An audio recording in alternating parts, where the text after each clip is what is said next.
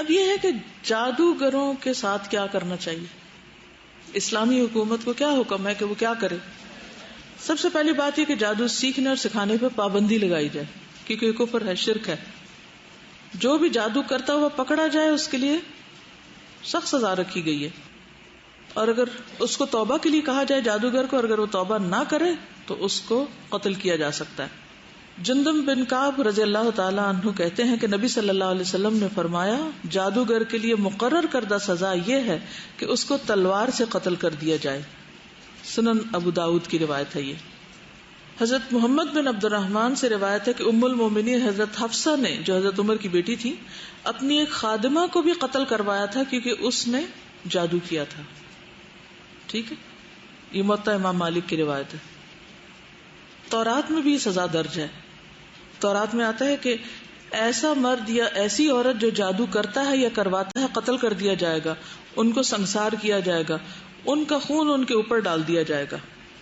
تو یہ صرف ہمارے دین میں نہیں بلکہ پچھلی کتابوں میں بھی یہ چیز موجود ہے.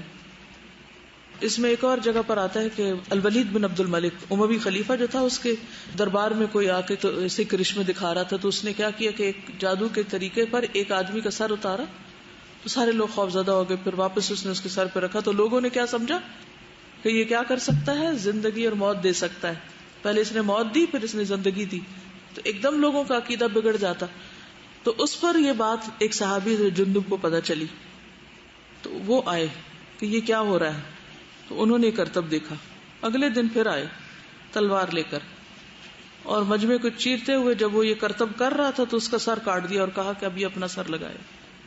بہرحال خلیفہ ولید نے ان کو گرفتار کر کے جیل میں ڈلوا دیا. لیکن اب آپ دیکھیں کہ اتنا آخری قدم کیوں انہوں نے اٹھایا، کیونکہ لوگوں کا عقیدہ کتنی جلدی بگڑا. عام عوام کو نہیں پتا ہوتا کس بات کا کہ اللہ کے سوا کوئی زندگی نہیں دے سکتا، کوئی موت نہیں دے سکتا. مجھے اچھی طرح یاد ہے بچپن میں ہمارے گھر کے سامنے ہر جمعے کے دن ایک مداری آتا تھا اور ہم اوپر کی چھت سے دیکھتے تھے، گھنٹوں دیکھتے تھے، اور وہ اسی قسم کی حرکتیں کر رہا ہوتا تھا کہ وہ کوئی بچہ لے آتا اور اس کا آدھا آدھا کر دیتا، پھر اس کو جوڑ رہا ہوتا، اور بہت لوگ وہاں جمع ہوتے، پھر چلے جاتے، پھر آتے، اور عجیب و غریب کرتب ہو رہے ہوتے تھے. تو ایسی چیزیں جو ہیں ان کو قانونی طور پر ان کی ممانعت ہونی چاہیے، کیونکہ اس سے لوگوں کا عقیدہ خراب ہو جاتا ہے. ہوتا تو نظر کا دھوکہ ہے، نظر بندی ہوتی ہے، چیز کچھ ہوتی ہے، نظر کچھ اور آ رہی ہوتی ہے، لیکن لوگ کیا سمجھتے ہیں کہ یہ ایک حقیقت ہے. جی یہ کہتے ہیں کہ یہ جو آپ نے کہا کہ کتاب اللہ سے علاج کیا جائے، اور آپ کی حدیث بھی ہے اس میں، تو کتاب اللہ کے علاج کے لیے لوگوں نے کچھ خود ساختہ طریقے نکال رکھے ہیں کہ بعض اوقات مخصوص آیات پڑھنے کو کہتے ہیں اور مخصوص اوقات میں اور مخصوص نمبر کے تحت. تو یہ ان کا ذاتی اجتہاد کہہ لیں. اور بعض اوقات لوگ مجبور کرتے ہیں کہ اچھا کتنی دفعہ پڑھیں، جب تک ان کو دفعہ نہ بتایا جائے وہ پڑھتے ہی نہیں. تو مجھے لگتا ہے کہ یہ ان لوگوں کے پریشر پر کچھ جو معالج ہیں انہوں نے جو منہ میں آئے بتا دیا اتنی دفعہ جا کے پڑھ لو، مصروف رکھنے کے لیے کہ فارغ ہو اور تمہارا دماغ ہر وقت یہی سوچتا رہتا ہے کہ مجھ پہ جادو ہو گیا، تو لگے بیٹھے پڑھتے رہو سارا دن. رات کو بھی دیر تک پڑھو، سویرے سویرے اٹھ کے پڑھو، تو تھک جائے گا اندر پڑھ پڑھ کے، تو دھیان بڑھ جائے گا، تو جادو بھی غائب ہو جائے گا. جی قرآن پڑھ رہے ہیں نا، فائدہ تو ہوگا.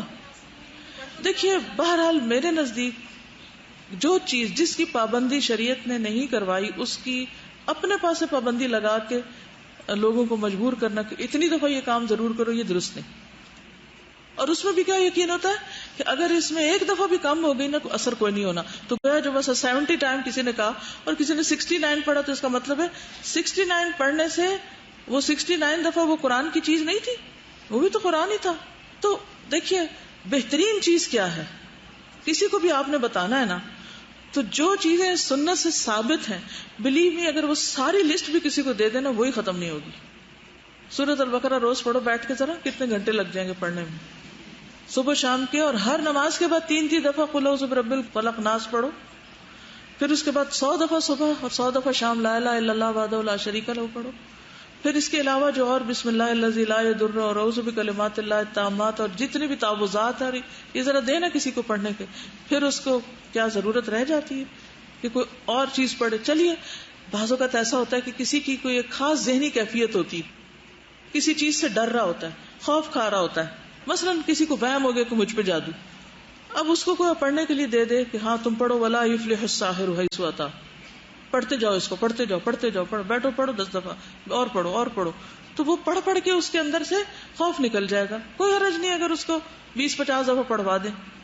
لیکن یہ جو گنتی کا پابند کرنا، اوقات کا پابند کرنا، مجھے اس کی شریعت میں کوئی دلیل نہیں ملتی اور دل بھی نہیں مانتا اس پہ. دلیل لائیں تو میں ابھی مان جاتی ہوں، ہو سکتا ہے وہ میرے علم میں نہ ہو، کیونکہ نبی صلی اللہ علیہ وسلم نے جتنی دفعہ بتایا نا یہ پڑھو وہ تو ٹھیک ہے، لیکن خود سے آپ کیوں کسی کو پابند کر رہے ہیں؟ اور آپ کے پاس کیا دلیل ہے کہ آپ اتنی ہی دفعہ پڑھیں گے تب اثر ہوگا؟ اگر یہ طریقہ مؤثر ہوتا تو نبی صلی اللہ علیہ وسلم کبھی نہ بھولتے بتانا کہ لوگوں قرآن کی آیات کے عدد مخصوص کر کے پڑھا کرو. دیکھیے البدعۃ تمیت السنہ، بدعت کی کیا تعریف ہے؟ جو سنت کو ختم کر دے. سنت کیا ہے اس میں؟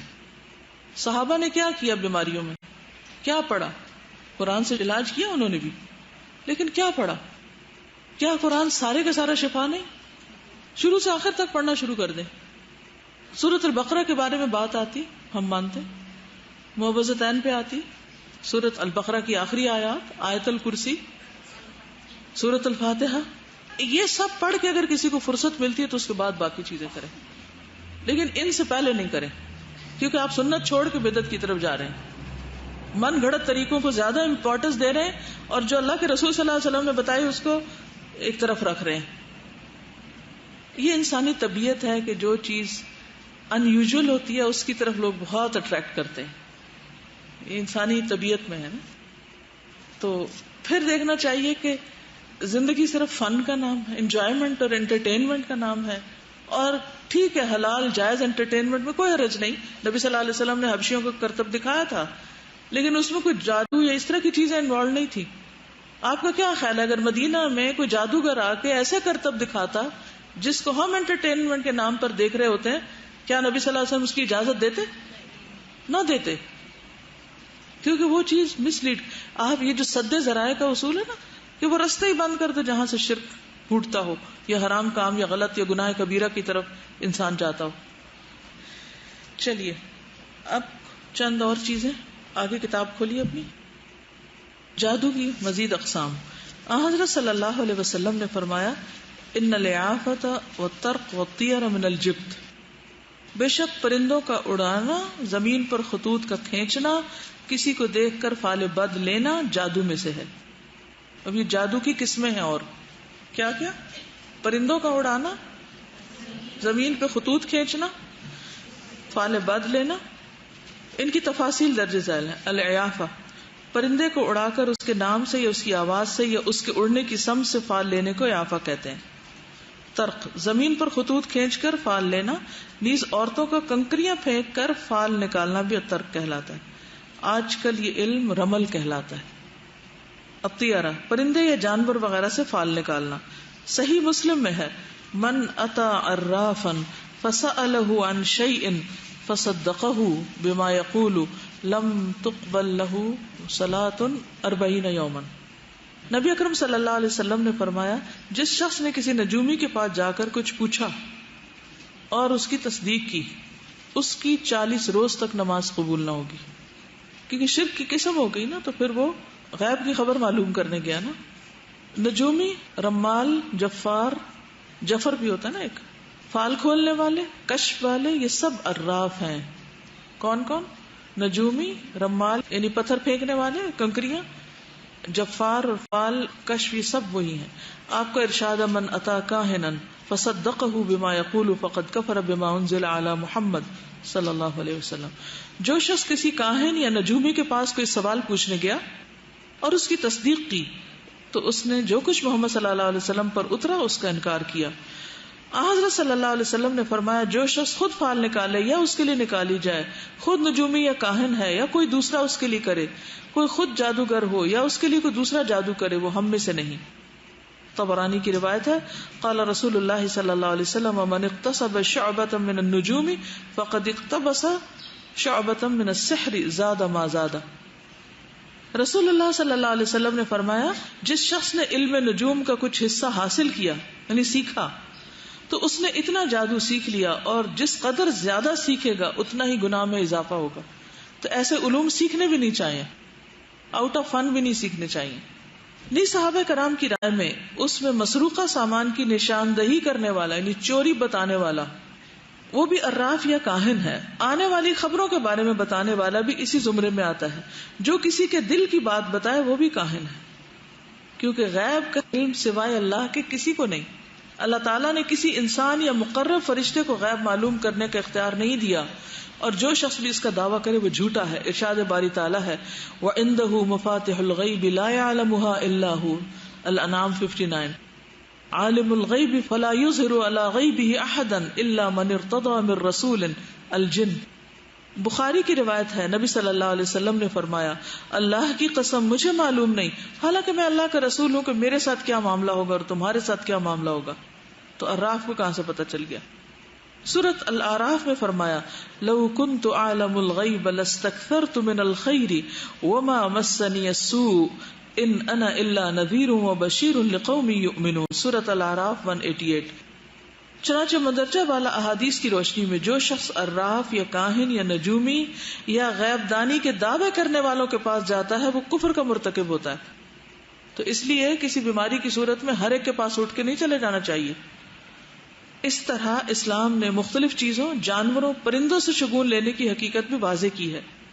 مشرکین عرب کی عادت تھی کہ کسی کام کو شروع کرنے سے قبل پرندوں اور حیوانات کے اڑنے اور گزر جانے سے فال لیتے تھے، لیکن نبی اکرم صلی اللہ علیہ وسلم نے اس سے منع فرمایا، اسے باطل قرار دیا اور واضح کیا کہ یہ حرکت نہ حصول نفع کے لیے فائدہ مند ہے اور نہ نقصان دور کرنے کے لیے. ارشاد باری تعالیٰ ہے فَإِذَا جَاءَتْهُمُ الْحَسَنَةُ قَالُوا لَنَا هَذِهِ وَإِن تُصِبْهُمْ سَيِّئَةٌ يَطَّيَّرُوا بِمُوسَىٰ وَمَن مَّعَهُ أَلَا إِنَّمَا طَائِرُهُمْ عِندَ اللَّهِ وَلَٰكِنَّ أَكْثَرَهُمْ لَا يَعْلَمُونَ. الاعراف 131. حضرت ابو ہریرہ سے روایت ہے رسول اللہ صلی اللہ علیہ وسلم نے فرمایا کوئی بیماری متعدی نہیں یعنی کنٹیجیس نہیں، اور نہ فعل بد کوئی چیز ہے، نہ الو کا بولنا کوئی اثر رکھتا ہے، اور نہ ہی سفر کا مہینہ کچھ ہے. عن ابن مسعود مرفوعا الطیرۃ شرک الطیرۃ شرک. ابو داؤد. اکرمہ کہتے ہیں کہ ہم ابن عباس کے پاس بیٹھے ہوئے تھے کہ ہمارے اوپر سے ایک پرندہ چیختا ہوا گزر گیا. ایک آدمی کہنے لگا خیر خیر، بھلائی ہے بھلائی ہے. ابن عباس نے کہا دیکھو لا خیر ولا شر، نہ خیر ہے نہ شر ہے، یعنی پرندے بولنے سے کچھ نہیں ہوتا. ہمارے یہاں کن چیزوں کے بولنے سے لوگ پریشان ہو جاتے ہیں؟ کوا کے، بلی کے، طوطا سے، الو سے.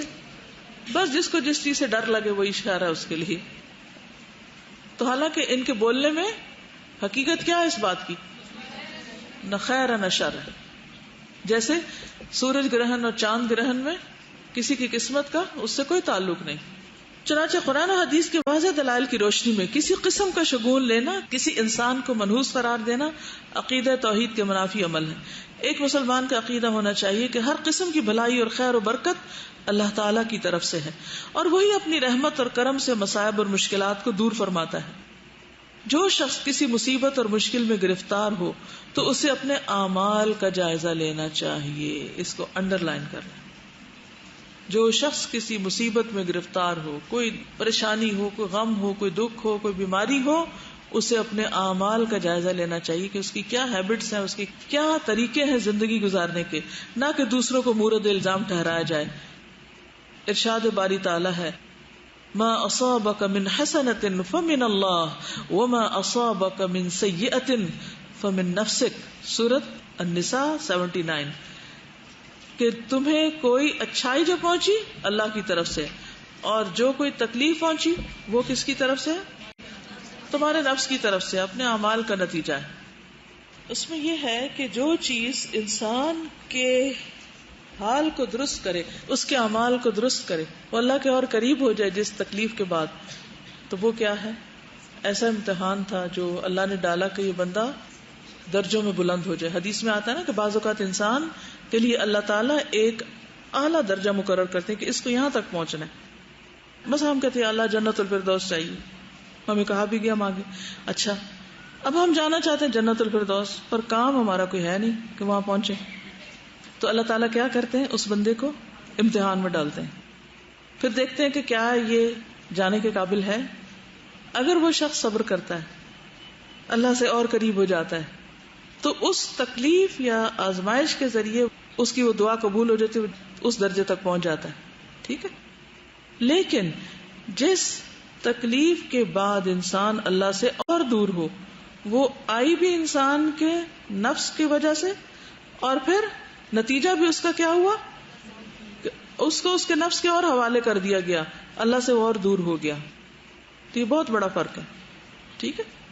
پیغمبروں پر سب سے زیادہ تکلیفیں آتی ہیں. اس کا مطلب نہیں کہ وہ نعوذ باللہ کو ان کے اندر غلطیاں تھیں جس کی وجہ سے ان پہ آتے، وہ ان کو چونکہ اعلی درجات دینے تھے. نبی صلی اللہ علیہ وسلم کا درجہ سب سے بلند ہے نا انسانوں میں سے، وسیلہ جو آپ کو ملے گا.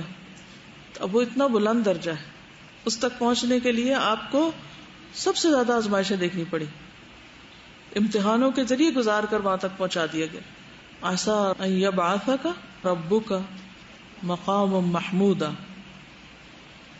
اچھا، یہ جو بات ہوئی تھی کہ یؤمنون بالجبت والطاغوت، تو طاغوت میں اور کیا چیزیں آتی ہیں؟ طاغوت کا معلوم ہے کیا ہے؟ تھوڑی سی بات طاغوت پہ آپ کے ساتھ میں کروں گی، کیونکہ ایمان مکمل نہیں ہوتا جب تک طاغوت کا انکار نہ کیا جائے. ٹھیک ہے نا. وَمَن يَكْفُرْ بِالطَّاغُوتِ وَيُؤْمِن بِاللَّهِ فَقَدْ اسْتَمْسَكَ بِالْعُرْوَةِ الْوُثْقَى لَا انفصام لَهَا. عقیدہ مضبوط ہوتا ہی نہیں جب تک طاغوت کا انکار نہ کریں اور جب تک اللہ پر ایمان نہ لائیں. تو انسان کو وہ لا الہ الا اللہ کی حلاوت نصیب ہوتی ہے، تب ایمان پکا ہوتا ہے کہ انسان شرک پہ گرنے سے بچ جاتا ہے. تو یہ پہلی بنیاد ہے. پہلے انکار کرنا ہوگا طاغوت کا، لا الہ کرنا ہوگا، پھر الا اللہ قبول ہوگا. اگر لا الہ نہیں کہا تو الا اللہ کا بھی فائدہ نہ ہوگا. تو یہ ایمان کی بنیادوں میں سے ہے، یاد رکھیے. اور یہ کہاں سے نکلا ہے؟ تغایتہ سے، تجاوز کرنا، اپنی مقدار یا حد سے آگے بڑھنا. اسی سے وہ قرآن مجید میں آتا ہے لفظ انا لما طغى الماء حملناكم في الجاریہ، سورۃ الحاقہ. جب پانی کا طوفان حد سے بڑھا تو ہم نے تمہیں کشتی میں سوار کر دیا تھا. تو یہ طاغوت کا لفظ مبالغہ کا صیغہ ہے. طاغوت طاغی سے ہے لیکن زیادہ بلیغ ہے کہ اس میں بڑائی ہے. شیطان کو طاغوت کیوں کہا جاتا ہے؟ کیونکہ اس کی سرکشی بہت ہی شدید ہے، زیادہ سرکشی کرنے والا، جو گمراہی میں پیشوا ہو، جو لوگوں کو نیکی کے راستے سے پھیرے. تو طاغوت کیا ہے؟ جو لوگوں کو نیکی کے راستے سے پھیرے، اس کی بات نہ ماننا. اب آپ بتائیے، اگر کوئی آپ کو روکتا ہے اللہ کی عبادت سے تو وہ کون ہے؟ طاغوت. تو کیا کرنا ہے؟ وَمَن يَكْفُرْ بِالطَّاغُوتِ وَيُؤْمِن بِاللَّهِ فَقَدْ اسْتَمْسَكَ بِالْعُرْوَةِ الْوُثْقَى. ہماری مشکل پتہ کیا ہے؟ ہم ہر بندے کی بات سن لیتے ہیں. کوئی ہمیں روکتا ہے یہ نہ کرو، وہ نہ کرو، اتنی لمبی نماز نہ پڑھا کرو، حالانکہ فارغ ہیں ہم، تو ہم فوراً بات مان لیتے ہیں. تو جو شخص اللہ کی اطاعت سے روکے، اللہ کی فرما برداری سے روکے، اللہ کی غلامی سے روکے، اس کی بات نہیں ماننی. اور پھر وہ سرکش بھی ہو، آنکھیں دکھائے، خبردار جو تم نے کیا. طاغوت کیا ہے؟ زیادہ بڑا سرکش، خود بھی کچھ نہیں کرتا، کسی کو بھی نہیں کرنے دیتا. اگر وہ روکتا ہے تو آ جائے گا اس میں. پھر کہنا زمین پر سب سے بڑا الہ جو پوجا جاتا ہے وہ نفسی ہے انسان کا. طاغوت کی تعریف یہی کی گئی ہے کہ ہر وہ سرکش جو بندے کو اللہ کا بندہ بننے سے روکے، اللہ کی عبادت سے روکے، اللہ کی غلامی سے روکے. تو شیطان، جادوگر، کاہن، بت، ان سب کے لیے آتا ہے. کیونکہ بت بھی کیا ہے دراصل؟ اللہ سے روکتے ہیں، اللہ کی طرف جانے سے. یہ تو چند چیزیں، لیکن اصل بات یہ کہ ہر وہ چیز، ہو سکتا ہے آپ کا کمپیوٹر ہو، جو آپ کو اللہ کی عبادت سے، اللہ کی اطاعت سے روکے، وہ رکاوٹ بنا ہوا ہے. یعنی جس کی اطاعت پر انسان مجبور ہو جائے، یعنی اسی کی ماننی پڑ رہی ہے. یعنی چاہے وہ انسان ہو، شیطان ہو، بت ہو، وثن ہو، کچھ بھی. امام مالک کہتے ہیں طاغوت ہر وہ چیز ہے جس کی اللہ کو چھوڑ کر عبادت کی جائے، خواہ وہ بت ہو یا کاہن ہو یا جادوگر ہو، یا کسی بھی حوالے سے اس کو اللہ کا شریک بنا لیا جائے. ابن قیم کہتے ہیں جو اللہ کی شریعت کو چھوڑ کر اپنا مقدمہ کسی اور کی طرف لے جائے، اس نے طاغوت کو اپنا حکم مانا. پس طاغوت ہر وہ چیز ہے جس کو بندہ اس کی حدود سے آگے لے جائے، وہ معبود ہو یا متبوع ہو یا مطاع ہو۔ ہر قوم کا طاغوت وہ ہے جس کی وہ اندھی اطاعت کرتے ہیں اور انہیں پتہ نہیں ہوتا کہ اس میں گناہ ہے یا ثواب۔ اخفش کہتے ہیں طاغوت بتوں کو بھی کہتے ہیں، جنوں اور انسانوں میں بھی طاغوت ہوتے ہیں، جنوں اور انسانوں میں سے بھی، جیسے فرعون تھا یا کوئی بھی سرکش۔ اسی طرح مخلوق میں سے ہر وہ چیز جو سرکش ہو جائے اور خود کو خدا بنا لے اور لوگوں سے مطالبہ کرے کہ سارے بس اسی کی بات مانیں اور اللہ کا حکم چھوڑ دیں۔ یہ بھی کہا جاتا ہے کہ طاغوت میں ہر وہ چیز شامل ہے جس کی اللہ کو چھوڑ کے عبادت کی جاتی ہے، جیسے قبر پرستی، پتھر وغیرہ وغیرہ۔ اسی طرح جو اس سے مستثنا ہیں وہ انبیاء کرام ہیں، فرشتے ہیں، نیک جن و انس، جن کی زندگی میں یا موت کے بعد ان کی عبادت کی گئی۔ انہوں نے خود نہیں چاہا، نہ اس کا حکم دیا، نہ پسند کیا۔ وہ زندہ ہوتے اور دیکھتے تو برات کا اظہار کرتے، وہ قیامت کے دن بھی بری ذمہ ہوں گے کہ ہم نے تم سے نہیں کہا تھا کہ ہماری بات مانو۔ تو کوئی کسی کی بھی آنکھیں بند کر کے بات نہیں ماننی چاہیے، خصوصاً جو انفلوئنشل لوگ ہوتے جو آپ سے زبردستی غلط کام کرواتے ہیں۔ تو طاغوت کا انکار جو ہے نا، وہ ایمان باللہ سے بھی پہلا قدم ہے۔ ورنہ کیا ہوتا ہے، انسان منہ سے کہتا رہتا ہے میں اللہ پر ایمان لایا، لیکن اس کے عمل میں کوئی ایمان کی بات نہیں ہوتی، عمل میں آتا ہی نہیں ہے ایمان۔ قرآن مجید میں آتا ہے سورۃ الزمر آیت 17، والذین اجتنبوا الطاغوت ان یعبدوها وانابوا الی اللہ لہم البشری فبشر عباد۔ کتنی خوبصورت آیت ہے، والذین اجتنبوا الطاغوت، وہ لوگ جنہوں نے طاغوت سے اجتناب کیا، ان کو سلام کیا تم جاؤ ایک طرف، میں اللہ کا بندہ ہوں تمہارا نہیں۔ اجتنبوا الطاغوت ان یعبدوها، کہ اس کے غلام بن کے رہیں، اس کی عبادت کریں۔ وانابوا الی اللہ، پوری طرح اللہ کی طرف انابت کی، رجوع کر لیا۔ لہم البشری، دیکھیے لا الہ نہ ہر غلامی سے انسان کو نجات دیتا ہے۔ اور سب سے بڑی غلامی نفس کی غلامی ہوتی ہے نا، کہ نفس کسی چیز کا غلام ہو جائے جس کے بغیر وہ رہ نہ سکے۔ تو انسان جب تک وہ رسیاں نہیں کاٹتا نا، چھٹ کے صرف اللہ کا بندہ نہیں بنتا، تو اس وقت تک یہ خوشخبری نہیں ملتی۔ لہم البشری فبشر عباد، میرے ان بندوں کو خوشخبری دے دو۔ تو پہلے شرک کی نجاست کی تطہیر کرنی۔ دیکھیے آپ اگر کچن میں جاتے ہیں، کھانا کھانا ہے آپ کو، اور ساری ڈشز جو ہیں وہ دھونے والی ہیں، کیا کریں گے؟ کسی بھی ڈش کو اٹھا لیں گے، وہ چاہے مکھیاں بیٹھی ہوئی ہوں، سو واٹ، چلو اس میں میں بھی کھانا کھا لیتی ہوں۔ کریں گے ایسے؟ کبھی نہیں کریں گے۔